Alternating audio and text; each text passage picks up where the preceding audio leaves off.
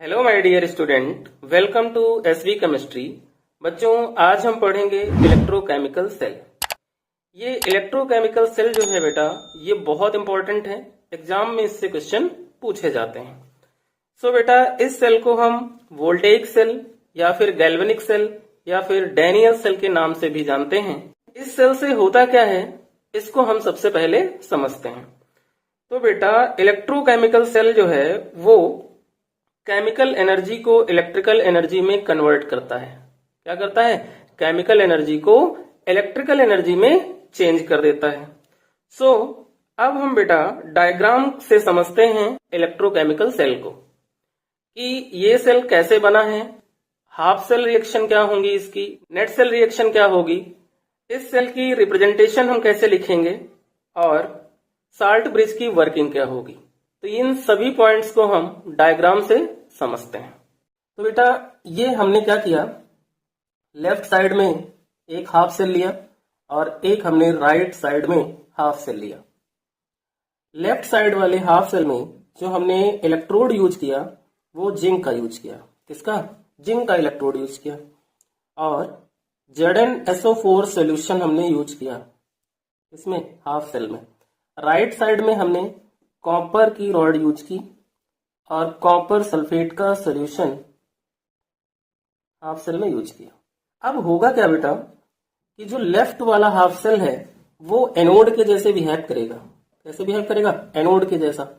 और राइट वाला half cell जो होगा वो कैथोड के जैसे बिहेव करेगा। इसमें हमने एक साल्ट ब्रिज लगा दिया और साल्ट ब्रिज लगा करके दोनों हाफ सेल को हमने कनेक्ट कर दिया और इलेक्ट्रोड्स को हमने बैटरी से कनेक्ट कर दिया। अब होगा क्या कि ZnSO4 से जिंक इलेक्ट्रॉन रिलीज करेगा। तो जिंक जो होगा वो हमें क्या करेगा? इलेक्ट्रॉन देगा। जब ये इलेक्ट्रॉन देगा तो यहाँ पे बेटा क्या होगा? ऑक्सीडेशन होगा। क्या होगा? ऑक्सीडेशन, क्योंकि लॉस ऑफ इलेक्ट्रॉन क्या होता है? ऑक्सीडेशन होता है।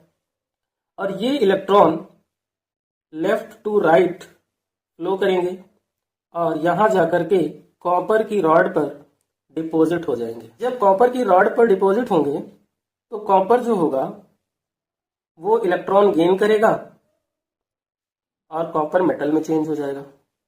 यहां क्या हो जाएगा? रिडक्शन हो जाएगा। तो एनोड पे क्या हुआ? ऑक्सीडेशन हुआ और कैथोड पर क्या हुआ? रिडक्शन। जब electron left to right flow कर रहे हैं तो इलेक्ट्रॉन जब लेफ्ट टू राइट फ्लो कर रहे हैं उस कंडीशन में जो करंट होगा वो बेटा राइट टू लेफ्ट फ्लो करेगा। क्यों? क्योंकि इलेक्ट्रॉन के अपोजिट करंट फ्लो करता है। अब ये साल्ट ब्रिज क्या है इसको भी हम आगे समझेंगे। इन दोनों हाफ रिएक्शन को अगर हम ऐड कर देंगे तो हमें नेट सेल रिएक्शन मिल जाएगी। जब जिंक जिंक आयन में कन्वर्ट होता है उस कंडीशन में जिंक की जो कंसंट्रेशन होती है बच्चों वो SO4 माइनस माइनस से क्या होती है? ज्यादा होती है। और यहाँ पर जो कॉपर की कंसंट्रेशन होगी कॉपर आयन की वो SO4 माइनस माइनस से क्या होगी? कम होगी। ऐसा इसलिए होगा क्योंकि जिंक जो है वो इलेक्ट्रॉन रिलीज कर रहा है और कॉपर क्या कर रहा है? इलेक्ट्रॉन गेन कर रहा है। तो अब हम इसके लिखते हैं नेट रिएक्शन, है ना? Net reaction. नेट रिएक्शन कैसे लिखेंगे? इसको और इसको ऐड कर देंगे, है ना? तो Zn आयन में कन्वर्ट हो रहा है तो हमने क्या किया?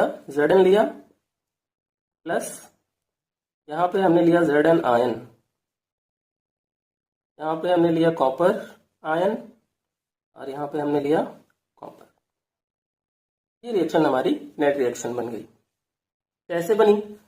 इसको कर लो लेफ्ट और Zn आयन को कर लो राइट, कॉपर आयन को कर लो लेफ्ट और कॉपर को कर लो राइट। ठीक है, तो जिंक को हमने लेफ्ट साइड लिखा, Zn आयन को हमने राइट साइड लिखा, कॉपर आयन को हमने लेफ्ट साइड लिखा और कॉपर को हमने राइट साइड लिखा। अब सेल रिप्रेजेंटेशन क्या होगी? प्रेजेंटेशन जिंक जो है किसमें कन्वर्ट हो रहा है? Zn आयन में। उसके बाद साल्ट ब्रिज और कॉपर आयन किसमें कन्वर्ट हो रहा है? कॉपर में। और जो ये जिंक आयन है ये कैसा है? एक्वस है, तो इसकी कंसंट्रेशन भी होगी 1 मोलर और इसकी कंसंट्रेशन कितनी होगी? 1 मोलर। यहाँ पे जो सोल्यूशन लिया था उसकी भी कंसंट्रेशन क्या थी, 1 मोलर, और इसकी भी कंसंट्रेशन क्या थी, 1 मोलर। क्लियर हो गया बेटा? तो बेटा आप जो है नेट सेल रिएक्शन लिखना सीख लिए, नेट सेल रिएक्शन लिखना सीख लिए, और सेल की रिप्रेजेंटेशन को भी लिखना सीख लिए। बट अगर हमें लेफ्ट एनोड साइड पे क्या क्या होता है, राइट साइड कैथोड पे क्या क्या होता है, ये याद रखना है, तो सबसे अच्छी ट्रिक इसके लिए ये होगी कि हम लोन याद करें, लेफ्ट ऑक्सीडेशन एनोड नेगेटिव, है ना, लोन। और राइट साइड के लिए क्या याद करें, RRCP, RRCP। Right side reduction कहां पर होता है, कैथोड पे, कैथोड कैसा है, पॉजिटिव।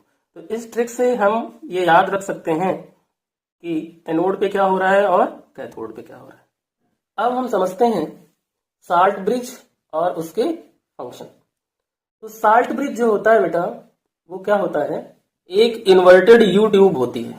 कैसी होती है, इन्वर्टेड यू ट्यूब, यानी उल्टा यू। और इसके अंदर जो फिल होते हैं वो होते हैं इनर्ट इलेक्ट्रोलाइट। कैसे, इनर्ट इलेक्ट्रोलाइट।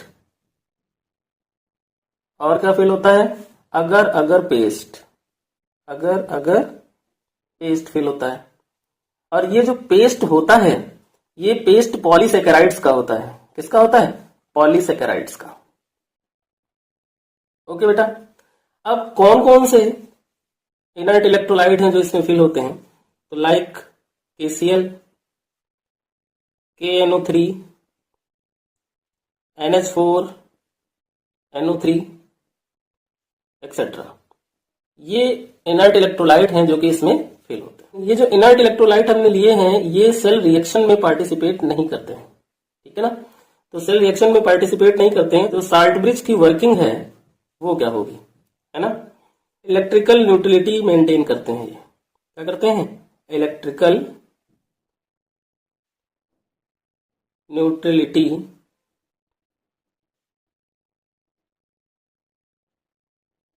मेंटेन करते हैं। किसकी, solution of two half cell. दूसरा क्या है, reduce liquid junction potential, junction potential. Third working क्या है, flow of ions, flow of ions without mixing the two solution. ये बेटा पूछे जाते हैं, ठीक है। अगला वर्क क्या करते हैं, ये it complete the circuit, the circuit and allow the current flow, and allow the current flow. ये इस साल्ट ब्रिज का वर्क होता है। कैसे, जैसे ही Zn इलेक्ट्रॉन को रिलीज करता है और Zn आयन देता है, तो Zn आयन का साइज जो होता है क्या होता है, बड़ा होता जाता है।